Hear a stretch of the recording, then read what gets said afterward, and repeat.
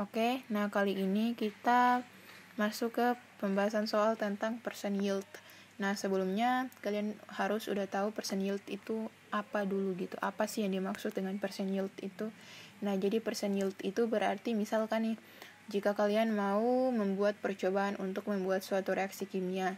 Nah, berarti pastinya suatu senyawa yang kalian udah buat itu massa secara teoritisnya itu udah ada, dan massa secara perhitungan dalam hal ini yang mau kalian ujikan, yang mau kalian dicobakan, yang mau kalian dieksperimenkan. Nah, itu yang disebut dengan massa aktual atau hasil aktual gitu. Jadi makanya yang kalian tahu bahwa rumus dari percent yield itu kan akan sama dengan massa aktual dibagi dengan massa teori, terus kalian kalikan dengan 100%.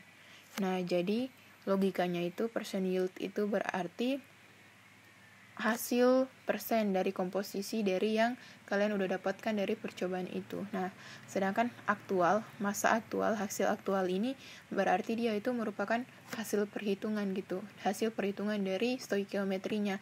Sedangkan massa teori itu adalah massa yang udah diketahui gitu. Oke. Nah, berarti langsung aja. Berarti pada soal ini yang disebut dengan massa teori itu apa? Nah, yang disebut dengan massa teori di sini berarti 2,5 gram MgO. Nah, gitu. 2,5 gram MgO ini dia udah diketahui, berarti MgO 2,5 gram MgO ini dia merupakan massa teori gitu. Nah, massa aktualnya kita harus cari gitu.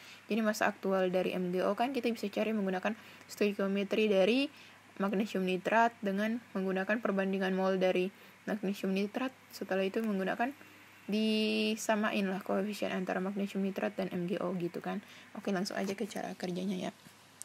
Berarti kan yang tadi reaksinya itu, nah reaksinya kan kayak gini nih. Nah, terus yang tadi pada soal itu magnesium nitratnya di sini ada 5 gram. Nah, berarti massa dari MgO secara aktual ini kalian bisa dapat menggunakan perbandingan koefisien perbandingan mol antara magnesium nitrat dan MgO gitu kan. Nah, berarti yang tadi MgNO32 kali kan yang tadi ada 5 gram. Nah, kalian mencari mol dari MgNO32 kali, Mr dari MgNO32 kali itu kan 148. Nah, jadi 5 gram dibagi 148 gram per mol, nanti kalian akan peroleh mol dari MgNO32 kali, yaitu 5 dibagi 148 hasilnya 0,034 mol gitu kan. Nah, berarti untuk mencari mol dari magnesium oksida MgO ini berarti menggunakan perbandingan koefisien, berarti 2/2. Nah, karena kebetulan di sini koefisiennya sama, ya udah berarti mol dari MgNO32 kali akan sama juga dengan mol dari MgO gitu. Jadi mol MgO juga yaitu 0,034 mol gitu. Nah, sekarang kan yang tadi massa dari MgO secara teoritis itu udah ditentukan di soal, yaitu massanya itu sebesar 2,5 gram. Nah, sekarang kita mau mencari massa secara perhitungan dari MgO itu berapa gitu.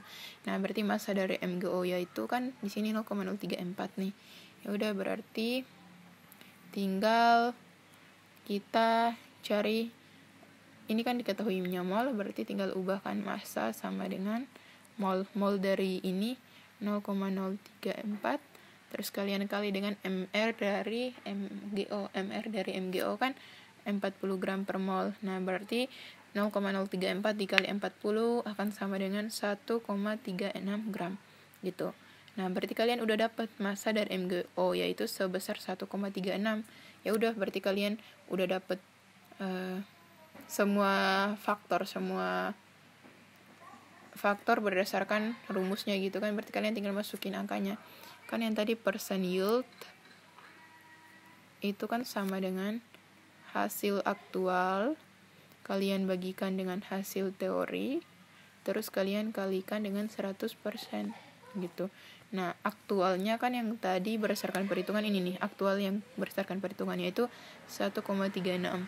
Nah, sedangkan teorinya yang ini, teorinya yang ini nih 2,5 gram. Otomatis dibagi 2,5, terus kalian kalikan dengan 100%, kayak gini aja. Nah, sama dengan 54,4%. Ya udah, berarti hasil persen yieldnya yaitu sebesar 54,4% gitu. Jadi jawabannya berapakah persen perolehan yieldnya? Ya udah nih 54,4%. Caranya seperti yang tadi ya.